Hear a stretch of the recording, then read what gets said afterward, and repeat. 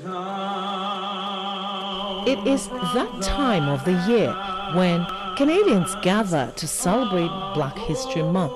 I'm gonna lay down this world, gonna shoulder up on my cross, gonna take it home to my Jesus, gonna carry on my shoulder, gonna shout my heart in the kingdom, hear that good news.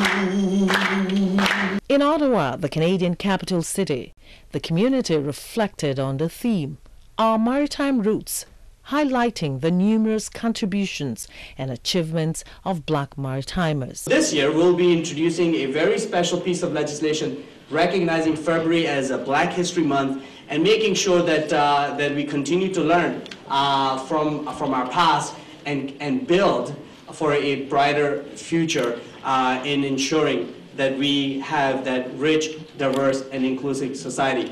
Nigerian-born Kika Chukwu Otiono bagged the Black History Ottawa Community Builder Award in the Youth Leadership category.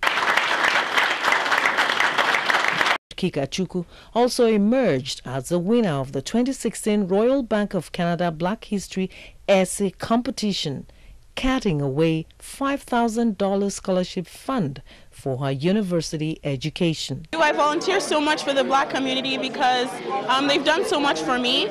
Growing up, I've always been supported by Nigerians, I've always been supported by my parents, and I think that it's important to give back to your community. And also because there's so many young Black girls and boys that don't have people to look up to. So one day I hope to be a role model, but also to encourage them to reach to like the highest levels of success. And success isn't just like what we do when we grow up. It isn't just our occupation or how much we succeed in business or medicine, but how much we're able to give back to the people that helped us.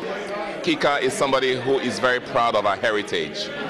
She speaks our language even when she's largely grown up in Canada. I do hope that this double award she's got today for youth leadership and for writing will spur her on into committing more of herself into her passion, into her love of writing, and into her pursuit of social justice and service of the community. We were one of those kids who were following our mom to the community events when there were issues with youth and police or looking for resources. Mom was a huge advocate. So we were the kids who were dragged by their parents to community meetings at a young age, which really encouraged us to want to give back. You know, I remember we took part in community cleanups. I remember organizing family gatherings or community block parties or neighborhood parties. So I think it was deep-rooted in me at a young age to give back to the community, and just seeing great examples like my mother, you know, teachers of mine. I had my grade 5 and 6 teacher here today who are watching me accept this award because, again, you know, I was one of the kids at school who often volunteered. I took part in the Canadian Cancer Society at our high school.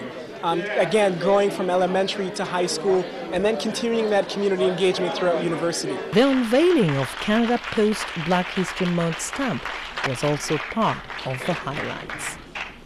In Ontario, Canada, Joy Usiagu, NTA News.